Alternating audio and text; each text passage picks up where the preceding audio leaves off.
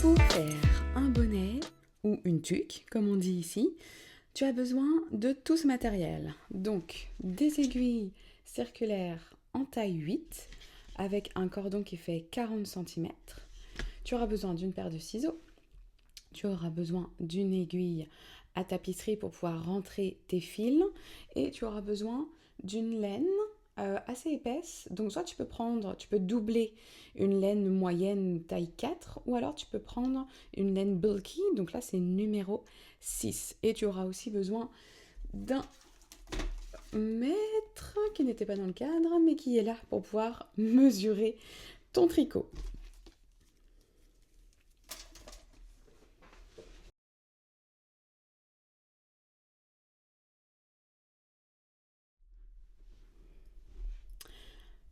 Donc, pour commencer à monter tes mailles, tu peux utiliser n'importe quelle technique. Moi, j'utilise la technique de la longue traîne. Donc, ça consiste... clairement, je ne vais pas avoir assez de laine avec juste 7 balles. C'est juste que je veux commencer par celle-là pour pouvoir l'utiliser, mais j'en ai une autre. Donc, la technique de la longue traîne, ça te permet en fait de calculer à peu près combien tu vas avoir besoin de laine pour pouvoir faire 10 mailles. Et ensuite, tu multiplies par le nombre de mailles que tu as besoin de monter. Donc, pour un chapeau taille, enfin un bonnet, pardon, femme, ça va à peu près entre 56 et 62 mailles. Et si tu fais pour un homme, je te dirais que ça va entre 60 et 64, 66 si jamais il a une grosse tête. En sachant que comme on va le faire en côte 1 sur 1, c'est quand même assez extensible. Donc tu peux viser un tout petit peu plus petit. L'effet stretch va vraiment venir bien épouser la forme de la tête. Mais si tu n'aimes pas que ce soit trop serré, je te conseille de faire à ta taille normale pour pas que ça puisse compresser vraiment ton front. Donc là, moi, je fais ça pour un homme. Donc je vais partir sur 62 mailles. Donc en fait, regarde, je cale vraiment le petit bout de la laine au bord de mon aiguille qui est vraiment de la taille 8.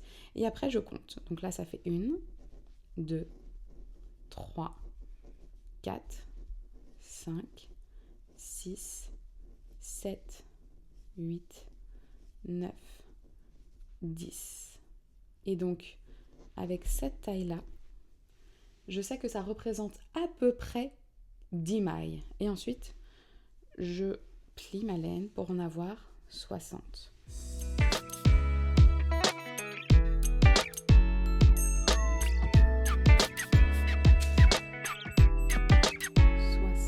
Et je vais en prendre un peu plus pour avoir mes 62. Et donc une fois que j'ai marqué mon point, je fais un nœud coulant.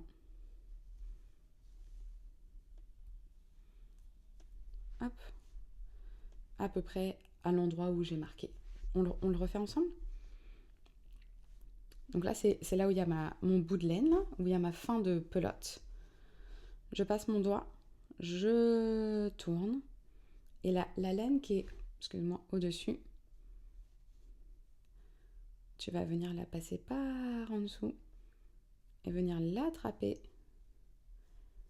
et serrer. Et tu as ton nœud coulant que tu peux ajuster.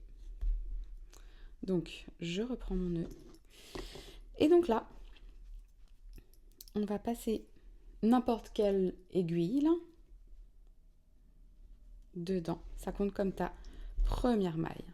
Et donc, ta pelote complète est reliée par le fil d'en haut et celle qui a le bout est reliée par en bas. Et donc là, tu vas venir faire une pince avec tes doigts. Tu vas venir prendre les deux bouts de laine entre tes doigts.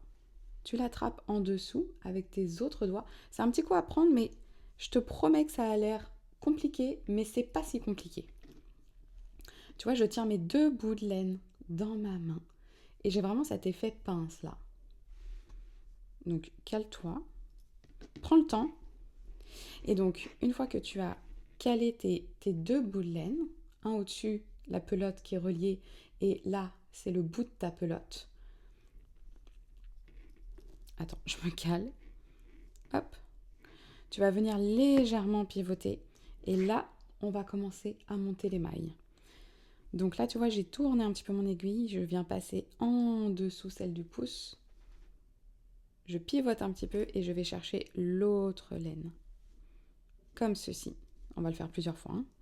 Et après, on serre doucement. Ne serre pas trop, il faut que ce soit quand même un petit peu loose. Donc, tu fais ta pince, tu tiens bien tes deux laines en bas, là, entre tes doigts qui restent. Tu pivotes. Et là, tu vois, c'est quand même assez naturel. Hein. Tu viens chercher du côté de ton pouce, tu passes par en dessous, tu pivotes, et là, tu vas chercher ta laine qui est au-dessus, là. Et tu passes au-dessus, hop, en dessous, et là, c'est comme si tu faisais tomber ta maille, en fait. On le refait encore. Donc j'ai ma pince, j'ouvre ma main, je passe par en dessous, je passe par en dessous, et c'est comme si je faisais tomber ma maille. Je te remontre.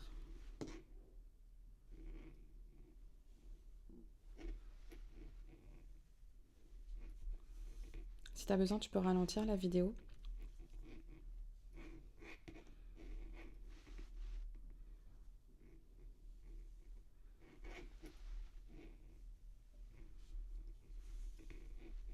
Une fois que tu as compris, ça va aller super vite. N'hésite pas à prendre ton temps.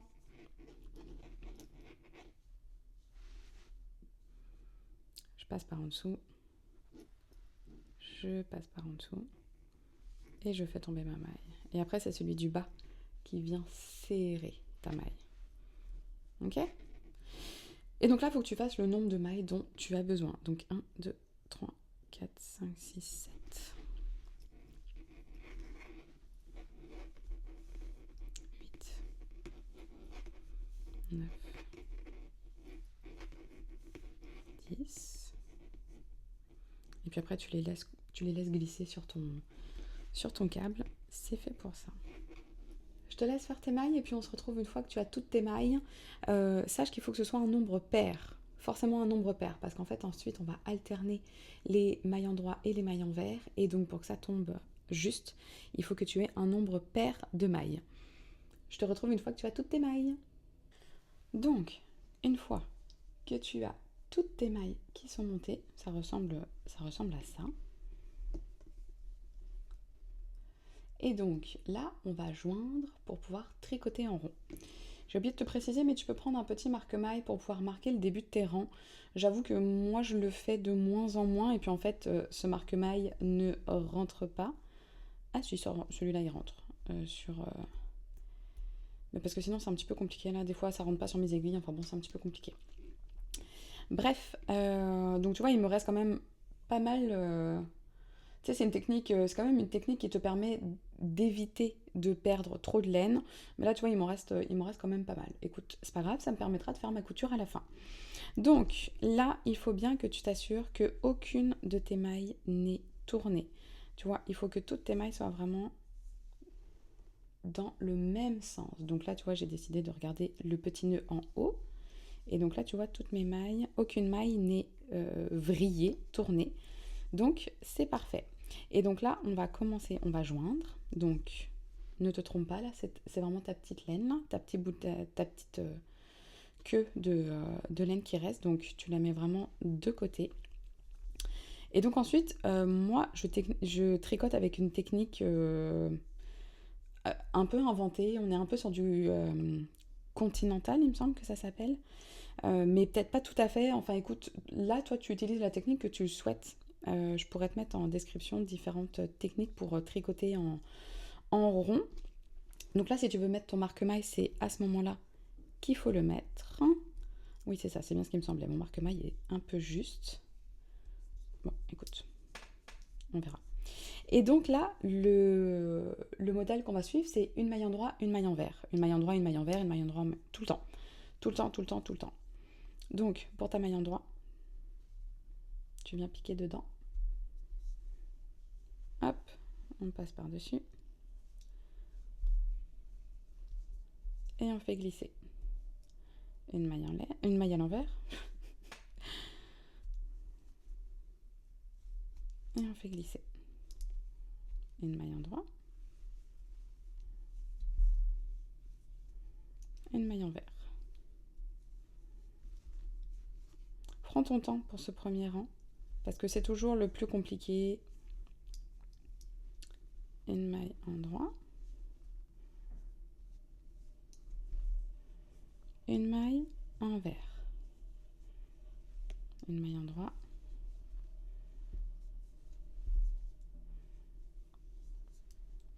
Une maille envers.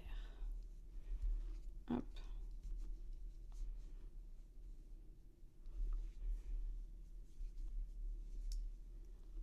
Une maille endroit.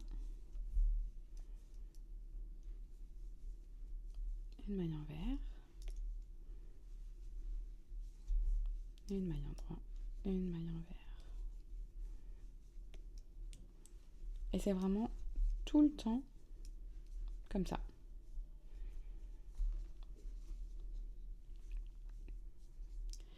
Si tu veux varier un petit peu, tu peux faire les côtes 2 sur 2. Donc là, ce sont des côtes 1 sur 1, puisque tu changes de maille à chaque fois. Ça fait des côtes 1 sur 1. Et donc, si tu veux faire des côtes 2 sur 2, et ben, tu tricotes 2 mailles à l'endroit, puis 2 mailles à l'envers. Et ça te fera un effet un petit peu avec des côtes un peu plus épaisses. Moi, je trouve que le 1 sur 1, c'est vraiment parfait pour les bonnets. L'effet un petit peu, tu sais, qui se resserre, un peu stretch. Je trouve qu'il est vraiment parfait. Je fais plutôt des côtes 2 sur 2 pour les bandeaux. Et j'ai jamais essayé d'ailleurs un bonnet en côte 2 sur 2. Faudrait que j'essaye.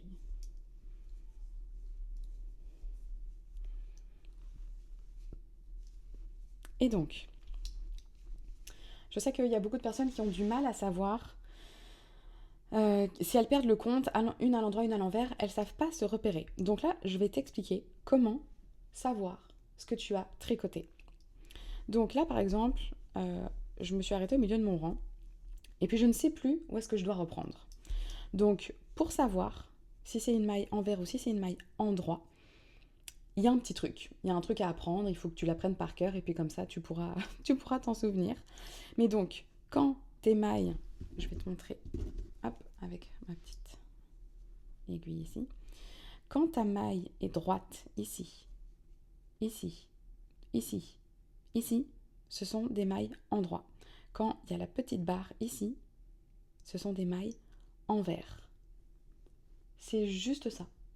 Donc maille droite, endroit, maille avec la petite bosse, si on veut, ce sont des mailles envers.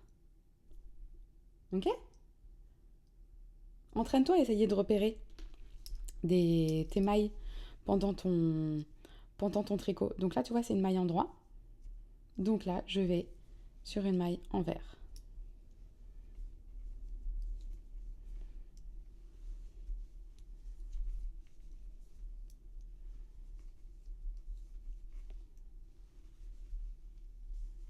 Au niveau de ma technique pour tricoter, je vais y aller un petit peu plus doucement, je vais te montrer. Donc là, tu vois, j'ai terminé par une maille envers. Donc là, je dois reprendre avec une maille endroit. Donc au niveau du placement de mes aiguilles et de ma laine, donc là, à l'inverse des aiguilles plates, je ne tricote pas avec ma laine dans ma main droite. Je tricote avec ma laine dans la main gauche. Donc tu la places comme tu veux. Là, vraiment, il n'y a pas de loi universelle. Tu places ta laine comme tu veux, comme c'est le plus simple. Moi, j'aime bien avoir toujours mon petit doigt là. Je l'ai à la fois au tricot et au crochet. J'ai vraiment cette habitude, je ne sais pas pourquoi. Mais je sais pas, j'aime bien sentir ma petite laine sur mon petit doigt. Donc, comment est-ce que je tricote? Donc, j'ai ma laine qui est ici, en fait, mon doigt ici me permet de faire le levier, me permet de diriger la laine, que ce soit à l'endroit, à l'envers. Mon doigt me sert vraiment à ça. Donc là, pour tricoter à l'endroit, je vais placer mon aiguille, je la repasse devant. Je l'insère devant. enfin derrière, par devant et derrière. Je viens faire mon jeté avec mon doigt, ma main, là, tu sais, j'en suis pas encore à avoir que le doigt. Et puis je fais ma maille en droite tout simplement. Je laisse couler un petit peu et hop, je viens tirer ma maille et je la laisse tomber. Pour l'envers, je viens passer mon fil devant et tu vois, j'utilise vraiment mon doigt pour tirer et l'avoir bien devant. Je passe de l'envers vers l'endroit et là je viens faire tourner ma laine au-dessus et j'appuie un petit peu, ce qui me permet de sécuriser vraiment ma laine pour pas qu'elle s'échappe ici. Et je la passe par derrière. Puis je fais tomber ma maille. Donc pour l'endroit, je passe comme ça. Je fais tourner par-dessus et je fais glisser doucement, hop, et je fais tomber ma maille. Et là, j'utilise mon doigt pour venir faire glisser devant. Je prends ma maille à l'arrière, je fais pivoter autour et voilà. Je le refais encore une fois doucement.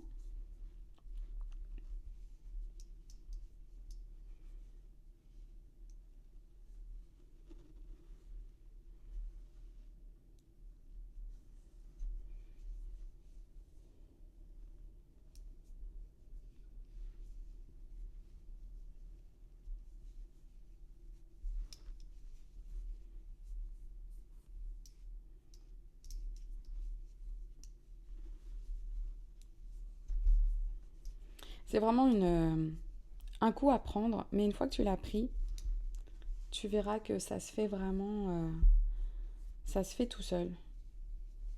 Après, tu vas pouvoir tricoter presque les yeux fermés. Moi, j'y arrive pas encore. J'ai encore du mal à bien jauger où sont mes fils.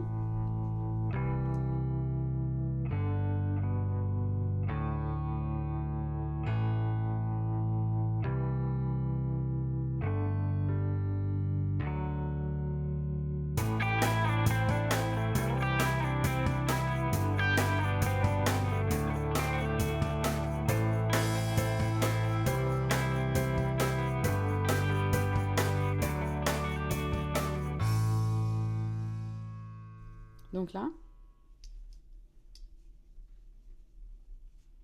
petit exercice. J'ai terminé sur une maille, ici, en droit, puisqu'il n'y a pas la petite barre. Ça, c'est une maille en vert, ça, c'est une maille en droit.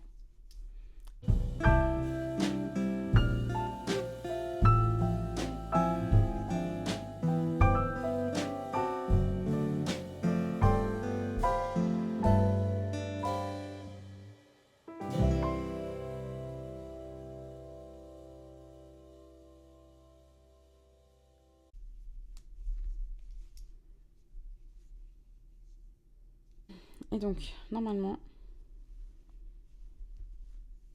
tu dois terminer sur une maille en vert. Et donc, ma maille en vert a terminé, elle est là. Elle est...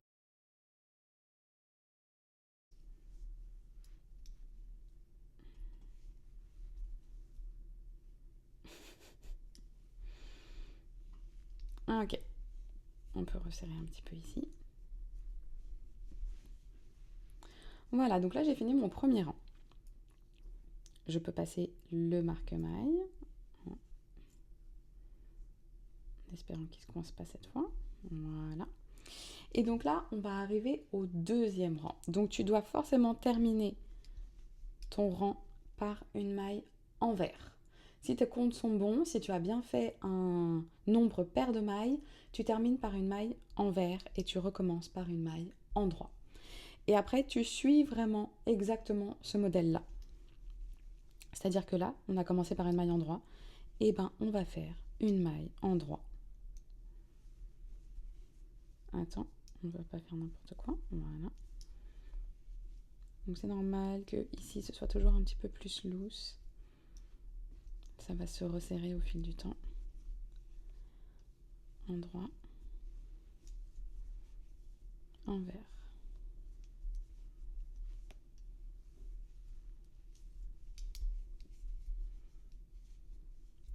Là, c'est encore un petit peu tôt pour te montrer un petit peu l'effet. On le voit pas super bien là. Je pense qu'il faut encore faire encore 2 ou 3 rangs pour que ça puisse bien commencer à se voir le motif. Et donc là, tu vas tricoter tout le temps comme ça pendant environ 30 cm. Donc là, je vais avancer un petit peu et puis je reviens te montrer quand j'ai avancé et qu'on commence à bien voir les motifs. Donc je te rappelle, tu tricotes endroit, envers, endroit, envers, endroit, envers. Toujours ce modèle-là. Et tu dois finir par une maille envers et commencer par une maille endroit, ton rang. Ok ? On se retrouve dans quelques rangs pour que je te montre un petit peu à quoi ça ressemble. Et puis toi, tu peux aller jusqu'à 30 cm. Et une fois que tu auras tricoté tes 30 cm, on pourra commencer les diminutions et pour pouvoir former le bonnet. Bon tricot! On se retrouve un petit peu plus tard. Donc tu vois, j'ai quand même pas mal avancé. Donc je voulais te montrer vraiment ce motif de côte avec cet effet. Tu sais, c'est vraiment parfait pour un bonnet parce que ça va vraiment bien épouser la forme de la tête. Et je trouve que le motif est vraiment beau. Le rendu est vraiment super beau. Donc là, c'est à peu près la taille du ruban qu'il va y avoir quand tu vas le replier. Et puis ben là, je vais continuer à tricoter jusqu'à ce que ça fasse un tube, clairement, un tube de 30 cm de hauteur. Et on se retrouve à ce moment-là pour commencer les diminutions. Donc, on se retrouve une fois que tu as fait tes 30 cm. Tu vois, ça fait vraiment un tube pour le moment. Alors moi, je l'ai fait un petit peu plus long parce que je le fais pour un homme. Donc j'ai fait quasiment 35 cm, il me semble. On va mesurer ensemble. Hop, tu prends bien en dessous de ton aiguille, ici. Là, tu vois, j'ai mes mailles. Et tu prends bien en dessous. Hop. Ah non, tu vois, j'ai fait 30... presque 31, là. 30. Ok, je pensais que j'avais fait un peu plus, mais écoute, ça ira, c'est parfait. Ok, donc 30 cm. Je suis bien. Et donc là, on va pouvoir commencer les diminutions. Donc là, il y a 3 rangs de diminution et après, on pourra fermer le bonnet. Alors moi, j'aime bien le remonter pour le tricoter, mais tu fais exactement comme tu veux. C'est parce que après, je trouve que sinon, c'est trop long. Alors, pour ce premier rang de diminution, on va commencer par faire une première diminution. Et alors là, je vais te montrer un petit peu comment on fait. On fait une diminution, une maille en droit, une maille envers, une diminution.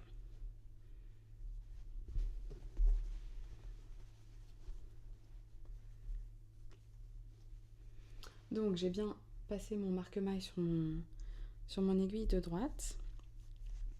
Et donc là, pour que ça fasse une jolie diminution, ce qu'on va faire, c'est qu'on va passer 2 mailles, une maille, 2 mailles sur l'aiguille de droite, et ensuite on va les tricoter ensemble. Donc on passe une maille, une autre maille,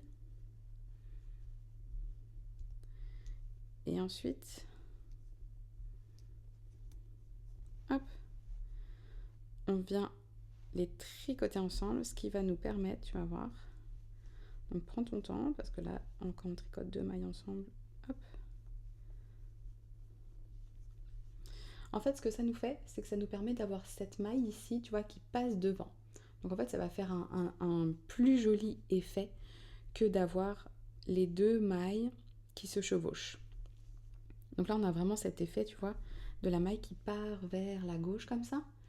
Et ça fera un rendu beaucoup plus joli. Donc là, tu as fait ta première diminution.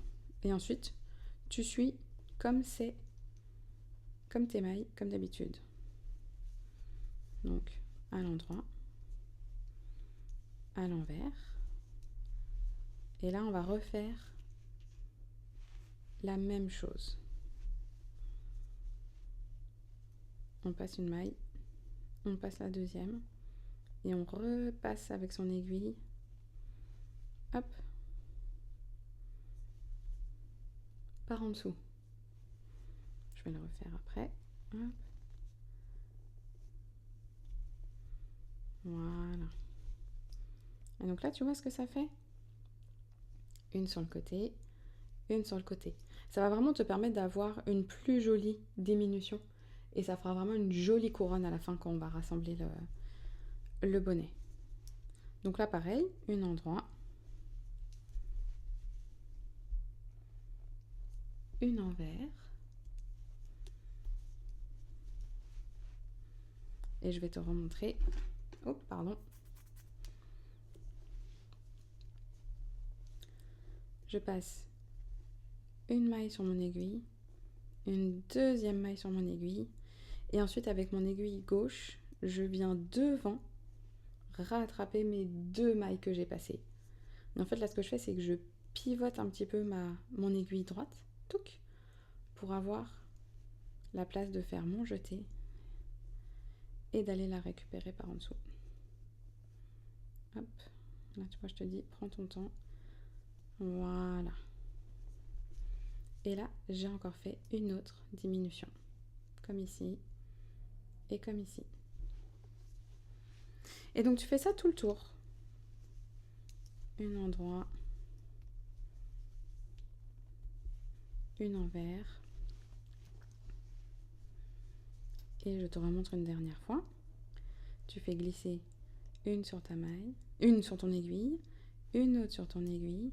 Et après, avec ton aiguille gauche, tu viens repasser sous tes 2 mailles que tu as passées. Et là, hop, je pivote, je fais mon jeté. Et je passe ma laine. Voilà, et donc tu suis ce chemin-là, ce patron, pendant tout ton rang, pardon, et on se retrouve à la fin. On se retrouve quasiment à la fin du premier rang de diminution. Donc là, je dois encore faire une diminution.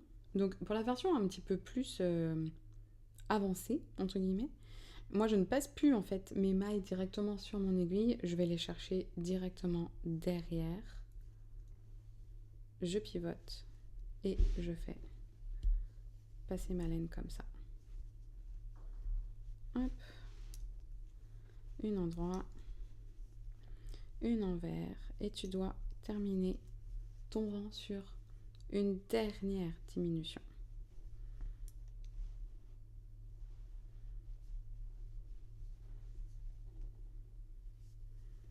Ok, donc ça c'était ton premier rang de diminution. Tu vois déjà que ton nombre de mailles a quand même vraiment pas mal diminué. Et donc pour ce deuxième rang, on va faire une diminution et une maille à l'envers. Donc on passe ton petit marque-maille. Hop.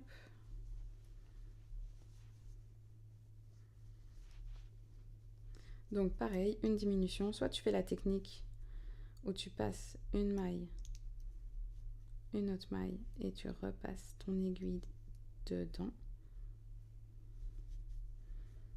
et tu pivotes.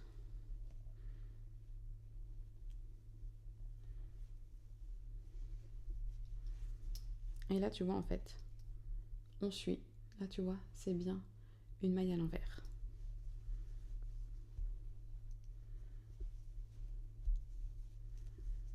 Et donc là tu vois, ça te fait vraiment ce chemin pour pouvoir faire, enfin que visuellement ça fasse une jolie ligne de diminution.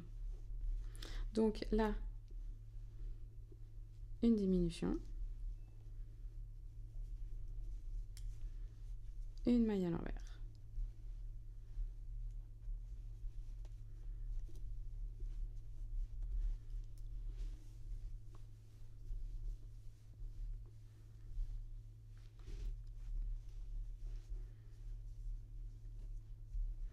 Là encore,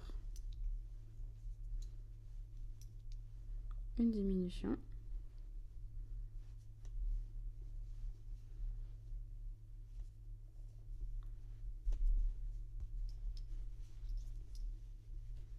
et une maille à l'envers. Alors ça va commencer à devenir un petit peu plus compliqué parce que là tu vas avoir de moins en moins de mailles et donc ça va tirer un peu plus sur tes aiguilles. Donc fais bien attention. Prends ton temps pour faire tes diminutions.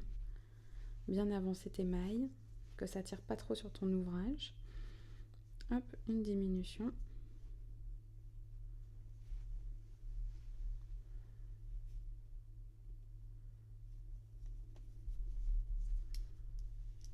Et une maille à l'envers.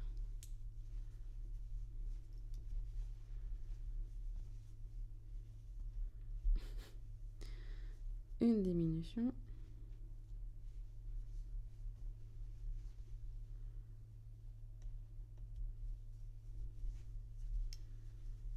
Une maille à l'envers. Tu vois le schéma que ça fait un peu?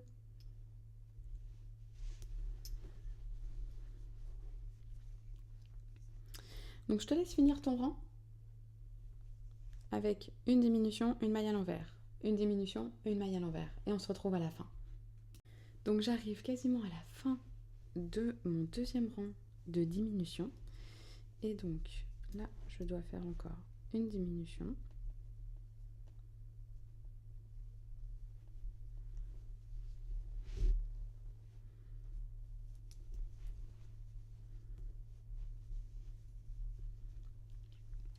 Une maille à l'envers. Et donc là, il m'en reste encore une. Donc c'est pas grave, je vais juste la tricoter à l'endroit, puisqu'elle est à l'endroit.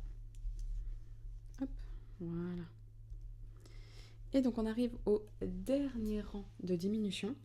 Et donc là, on va faire que des diminutions jusqu'au bout. Donc là, ça va être encore un petit peu plus compliqué, puisque tu auras de moins en moins de mailles.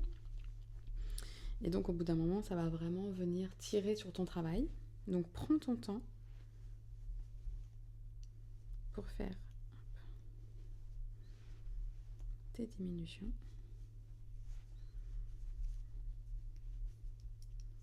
Et donc là, tu fais que des diminutions, tout le temps. Il n'y a plus de maille envers ou maille endroit, que des diminutions. Et tu vois, prends ton temps parce que vraiment... Et donc là, tu vois comment ça fait un joli schéma de diminution. C'est pour ça qu'on fait glisser les deux mailles pour qu'on puisse avoir vraiment cette petite ligne de diminution ici.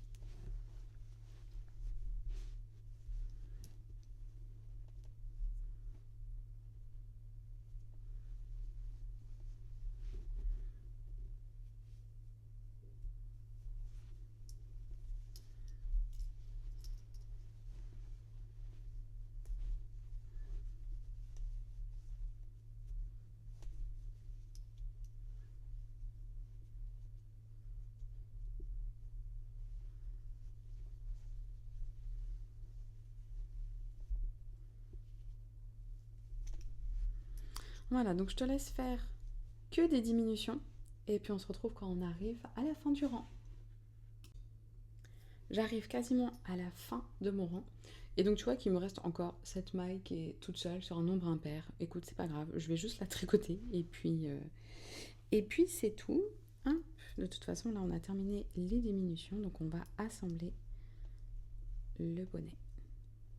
Donc je fais ma dernière diminution. Hop. Et puis celle-là, je vais juste la tricoter pour pas la perdre. Hop. Voilà.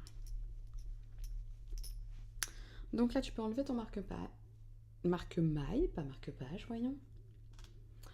Et donc là, ce qu'on va faire, c'est qu'on va couper un bon morceau, tu sais, je te dirais 20-25 cm à peu près.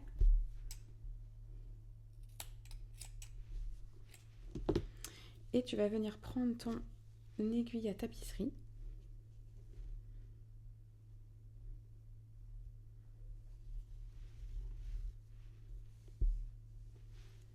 Et là, ce qu'on va venir faire, c'est qu'on va venir passer les mailles avec... Hop. Tout simplement, je passe mon aiguille à tapisserie, puis je fais tomber la maille. Hop.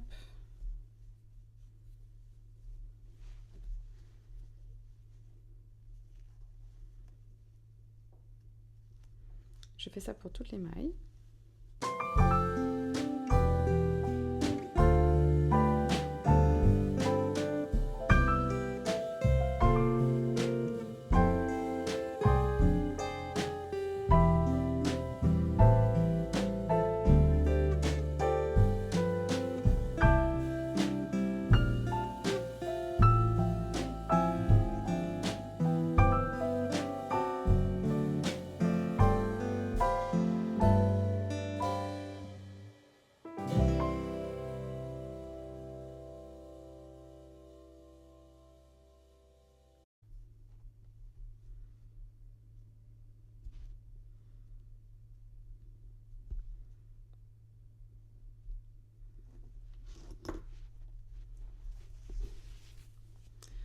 Voilà, donc là, hop, j'ai passé toutes mes mailles avec mon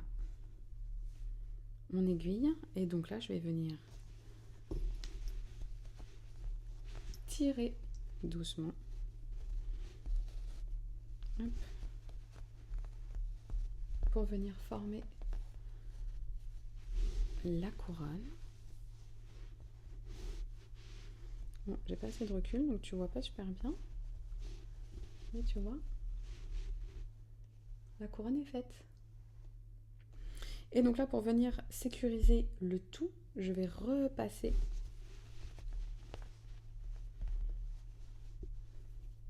après avoir bien serré. Hop. Je vais venir repasser à l'intérieur. Je vais faire un deuxième tour en fait.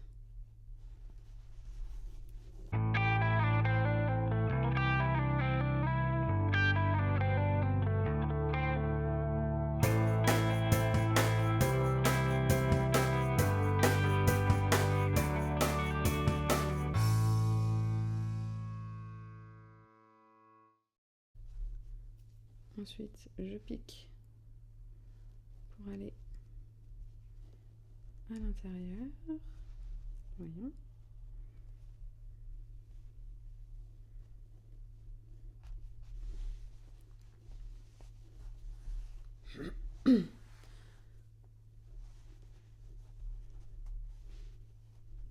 On tire encore un petit peu. Et puis là, tu sécurises avec un nœud, comme tu as l'habitude de faire. Moi, ce que j'aime bien faire, c'est hop, un nœud comme ça.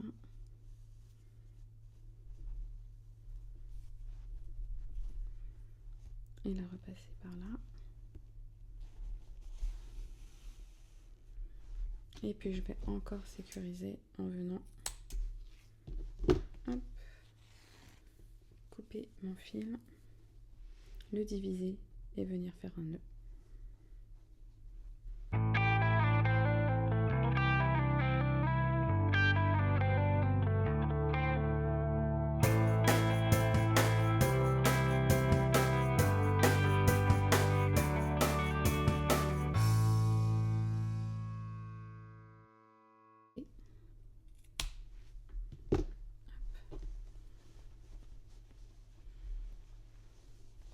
C'est presque terminé. Il nous manque juste à rentrer notre fil du début.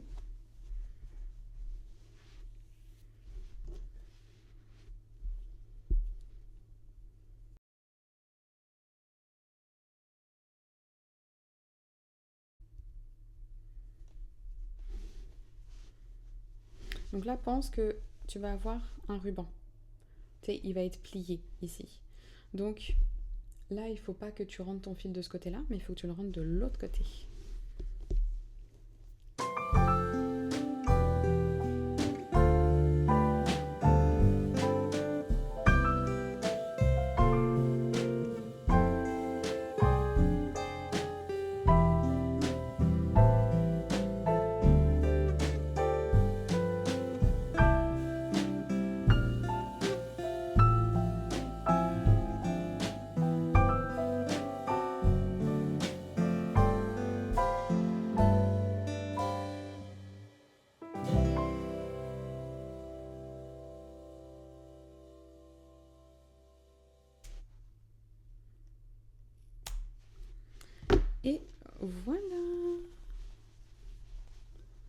ta tuque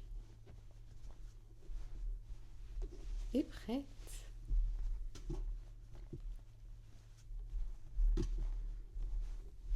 Au tricot, super rapide à faire et très chaude pour l'hiver. Merci d'avoir suivi le tuto.